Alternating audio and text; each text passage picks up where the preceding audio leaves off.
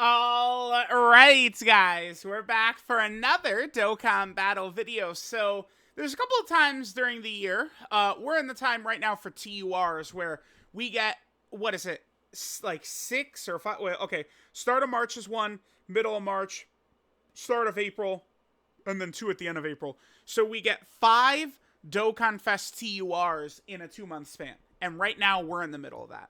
So we can expect a huge revamping of this list. We're in the same kind of difficult content meta as well. Things are not really going to shift in terms of the standard of which we're comparing these characters to. I would also mention that the fights matter in which there's likely to be missions added, right? So, like, which character could be good for a mission against Blue Gogeta Supreme Battle Spectacle if it's added, or Trunks Supreme Battle Spectacle if it's added. Those types of things, right? Keep that in mind. So let's jump in.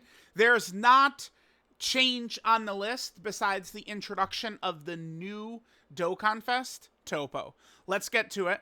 At last place right here is 17 and 18. 17 and 18 are a character that has improved after the 9th anniversary. They're, the strongest part of them is their unit super, which gives this monster support type buff for 2 turns, as well as gives them a scouter on the turn that they're on, and they support tournament participants. TOPPO, who is an elite DOKKANFEST, probably one of the better, like, non-major celebration DOKKANFEST we've got in quite some time. Remember that Super Saiyan Vegeta Saiyan Day? Like, that's a major DOKKANFEST. TOPPO is just kind of one of these in-between ones, and I would have to really think long and hard. I mean, would we consider the Gammas an in-between DOKKANFEST? I guess, but that was kind of a special occurrence since it's new, fresh content into the game for the first time. So I would almost exclude the Gammas, and I would say that TOPPO is the best, like, TUR in between TUR since Path to Power Kid Goku. I would say TOPPO is the strongest non-major celebration TUR since Path to Power Kid Goku. So 17-18 being a nice compliment on their team. They definitely feel a little bit better, after all the major LR EZAs, but then also being on TOPPO's team. MVP 17 also has Defender of Justice, which can help out TOPPO, so they're there. At number 9 is the Physical Goku Black. I've not used this guy yet. He's not out on JP. I'm a little nervous because I just don't see it with this guy. I don't know. Maybe I'm wrong. Maybe things will be different once he comes out. Super bosses, I guess, could get better. TOPPO himself is a super bosses character. EZA Kefla is super bosses. We might get EZA LR Jiren or super bosses. But, like, this is a character that's going to want big bad bosses, which TOPPO doesn't have, which Kefla doesn't have, which Jiren might not have, which Broly doesn't have. So, I don't know. I mean, we need to see domains be upgraded as well. They did say that there's going to be kind of like a change to domains. So, we'll see what's going to happen. Because right now, I mean, you want to run him on super bosses, and he's the 3rd best character of characters that have domains on super bosses, right? Best is Broly, Fusion Zamasu would be 2, and then this guy would be 3. So, I don't know. I actually cannot believe this is a character that they're going to release in July, and that's what it seems like this is going to be. This is going to be a character that's going to come out in July. I don't know. I'm not hating on him. Compare him to TOPPO. Compare him to Vegeta. He does not compare. It's stunning to me. But I don't want to go super in depth.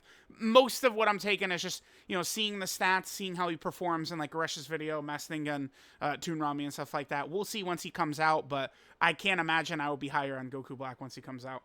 Next is Android 21. She's in a better spot post 9th anniversary. She works better in the 9th anniversary difficult content stages compared to how she did against, like, Fusion Zamasu and stuff like that. Her team has gotten some nice additions as well. LR Gammas, EZA LR Buhan. 21 is a nice, strong character. I don't know that she doesn't have kind of like the upper limits heights that some other characters have, but I think that Android 21, I think she's good. I think she's a well-improved character after the 9th anniversary, and I think she can get a lot done. I mean, Transform, she's got healing, she's got damage reduction. She does have one of these strong active skills that has an attack break on it. I do want to further emphasize how big it is to have an attack break on the active skill in the 9th anniversary meta right now. Many of the bosses including Cell Max. Although by the time you get to this, Cell Max wouldn't be supering probably because you'd stun him or steal him or something like that. But a lot of the bosses tend to super attack instantly. They do not wait. Cell Max, Trunks, Beast Gohan, a lot of these fights, they're just supering right out of the gate without delay. So, having an attack break on your active skill right now is really, really strong. So there's 21. In front of her is God Goku. I think that God Goku is a little bit better in slot 1 than 21, which is kind of one of the main reasons I would put him in front of her. I think you could probably argue that 21 fulfills more of a need on, like, you know, the team, like Androids, Majin Power, Peppy Gals needs Android 21 more than, you know, a lot of these teams need God Goku, but God Goku is just flat out better. It's obvious. If you have eyeballs, if you have ears, if you have the sensation of taste and touch, you know that God Goku is better. God Goku defensively has fallen off significantly in the 9th anniversary meta. He does guard, which could, I mean, you know, it can allow you to take a normal, probably taking like 100k, but it's mainly the dodge aspect of him is what keeps him relevant. You know, the guard can allow you to live normals if you don't dodge. Supers, no way. God Goku will be killed through his guard, as, you know, a lot of elite characters from 2023 are. You know, Bulma will be killed through a guard. 23rd World Tournament Goku killed through guard, right? Like, it's, you have to be very strong defensively with how hard these bosses are hitting. Mainly, God Goku is getting away with dodge. He could do some other stuff. Maybe you could use his active skill if it's going to be the finishing blow, although I don't recommend using his active skill too often. God Goku's good, but he has, of course, you know, fallen off compared to where he used to be. Next is Gamma 1. Gamma 1, I mean, he just has such a ridiculous kit, man. I mean, it's not shocking when you have a character that's defensive supporting. He has a nullification, which works well in several tough fights, including Beast Gohan and Fusion Zamasu. He gives defensive support. You know, again, guard plus damage reduction. He's good. I think STR Gamma 1 is really good. You know, he's really helpful on Superhero, and Gamma 1 is really good on TOPPO's team as well. Being a special pose character, being a Defender of Justice character, Gamma 1 works incredibly well with TOPPO. So, you know, utilizing that is really good. I don't know that I have really too much to talk about with Gamma 1, but that's kind of where he falls in. Next is Frieza. Frieza has the worst kit of any premium unit we've gotten in quite some time, I think. I just hate the way he's designed. I hate, like, this is terrible. I think if we got, like, a full-on Terrifying Conqueror revamp, Frieza could definitely go up. Above Dragon Fist, above Hirudegarn, who I have in front of him. He could. Frieza definitely has, like, 9th anniversary high-end damage capabilities. And I would argue, even though it's raw defense, defensively, if he's on a full Terrifying Conqueror team, he's good enough defensively for how much damage he can put up. I do think so. But the problem is that a good situation for him does not exist. So it's like, you know, Frieza can look super explosive, but it's a lot of deaths coming using his team. We'll see what Frieza looks like. There's a very good chance that Frieza never gets the help he needs, or maybe he does. It's impossible to say. Frieza's good, but he's right there. Next, we can just grab the next two. Oh, it froze. Hold on. All right, so we can grab the next two characters, Hirudegarn and Dragon Fist. I would love to put Hirudegarn in front of Dragon Fist, but, I mean, at the end of the day, you know, what can they do versus what do they do is the argument I always want people to ask themselves about these units. Hirudegarn could be, and probably should be, even the best TUR on this list, above TOPPO, above Vegeta. But, I mean, I just, you know, like, how can I hate on Super Trunks all day, every day, and then just praise, lavish, wonderful praise on Hirudegarn, who just dies. He just, I don't know, like, that boy just cannot live. But at the end of the day, Hirudegarn is probably the best, he's the best Big Bad Bosses character in the game. I don't know, maybe Fusion Zamasu, maybe? Big Bad, like, it's just so, it's so bad. Big Bad Bosses is just, like, so bad. It's crazy. It's crazy. But yeah, Hirudegarn, it's either Hirudegarn or Tech Fusion Zamasu, best Big Bad Bosses characters in the game. So that instantly makes him relevant. He is a dodging character, which, I mean, he easily could get killed, or he could dodge everything and carry you to victory. He does have a chance to get 100% dodge, but I mean, I feel like I'll never see this. You don't see this. It's like Super Trunks' Ghost Usher. It's like the same thing. Like what we run Rudigar, and it's like, yeah, dude, I can't wait to get that 100% dodge. We run Super Trunks. Yeah, I can't wait to get that Ghost Usher. And then those shits just don't happen because you die before you get there. But I mean, Rudigarn still has, he is strong. I mean, he can do a lot of damage too with the additionals and the crits and stuff, but it's easy for him to get cooked. Dragon Fist is kind of just like a strong, sturdy, consistent character. Standby is very good. Defensively, he's fine after super attacking, even against like normals and stuff like that. Against like Blue Gogeta or Sword of Hope Trunks, their normals would cut this guy into shreds, obviously, but he does still have 70% dodge at that point. Remember that Dragon Fist cannot go in slot 1 unless you're in a standby. We know how good the standby is with the guaranteed super attack counter and the scouter. He's very squishy. If you get hit in this mode, you're probably going to die, but it is incredibly valuable. Even just using it to get the scouter and then resetting the app like is still incredible value. I like him right there. We can just go ahead and grab the next two. I don't think that there should be any shock in what we're going to see. TOPPO at 2, Vegeta at 1. TOPPO is, I mean, as I said earlier, a complete, shock to me. I cannot, Vegeta, if you guys go back and double check leading up to Vegeta, I was saying I expect the Saiyan Day character to be elite, easily best TUR. Go back, I was saying that. I expect the Saiyan Day character is going to be the best TUR easily. And he was. Vegeta met my expectations and probably even surpassed them with how good Vegeta is. Major celebration character. They gave him the respect he deserves. The initial Super Saiyan transformation he takes. This guy is a god defensively. He does a ton of damage as well. He's just great. He is what I expected. He's the best TUR. TOPPO is just shocking to me how good TOPPO is. Because he's not, like, we're comparing, Vegeta is like, you know, God Goku, 23rd World Tournament Goku. You know, I mean, the Gammas, I don't know. Like, they're kind of weird since they're, you know, first superhero characters. But, like, you're comparing Vegeta to the major celebration characters. TOPPO? We're comparing TOPPO to Kale, Turles, 17 and 17. Like, those are the characters we're comparing TOPPO to. It's ridiculous. TOPPO matches what Vegeta does a lot. It's crazy. I put Vegeta above TOPPO because I do find Vegeta is more consistent. And, you know, you do have to play around this part of TOPPO's kit.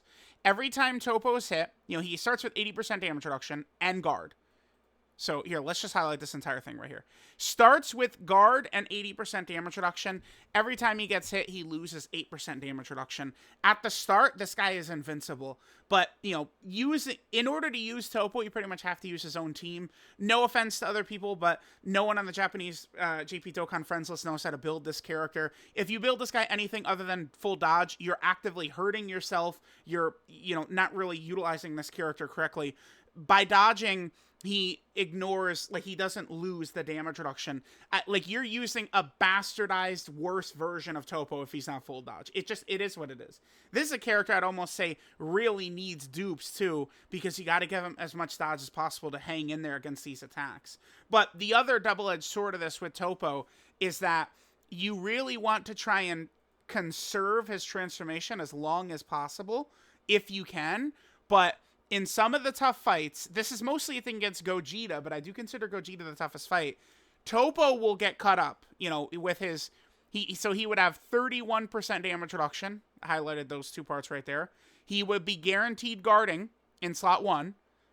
And through the guaranteed guard, through the damage reduction, I mean, TOPPO is still going to get absolutely clobbered by Tech Gogeta.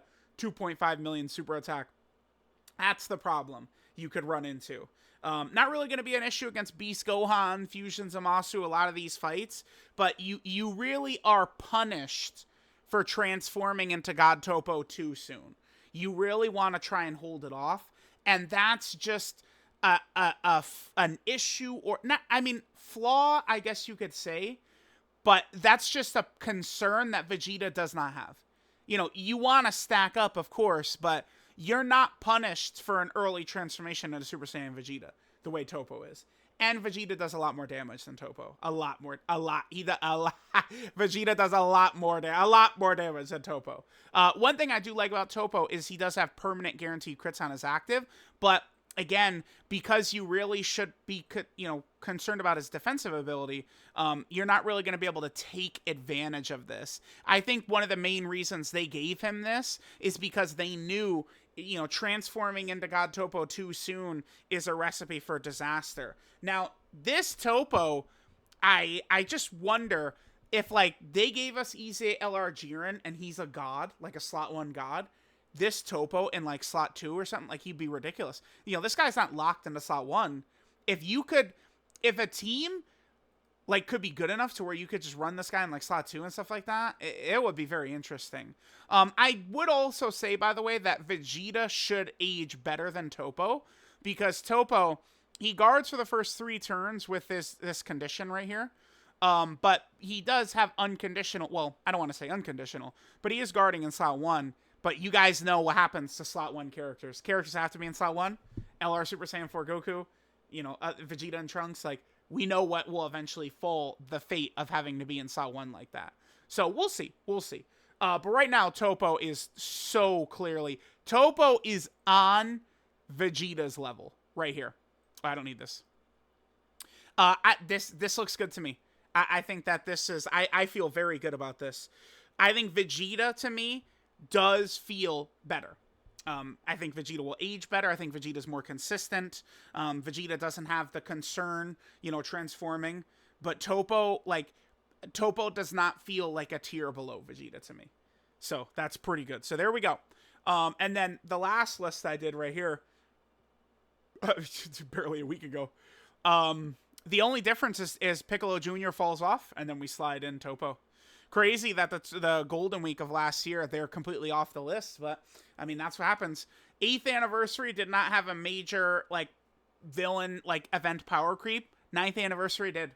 9th Anniversary had, halfway through the anniversary, we're like, oh, it's so good. All it did is revive all these characters, and then they're like, oh, yeah, watch this.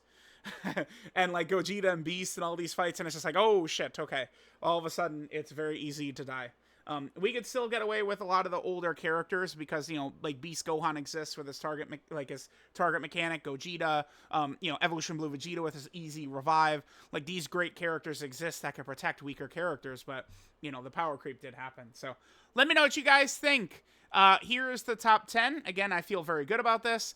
I'm a little bit concerned with Physical Goku Black. Dude, are they going to drop him on JP and he doesn't even make my top 10? I think it's possible, man. I don't know. We'll see. It's insane to think about, but could be the case. Let me know what you guys think, and I'll catch y'all next time.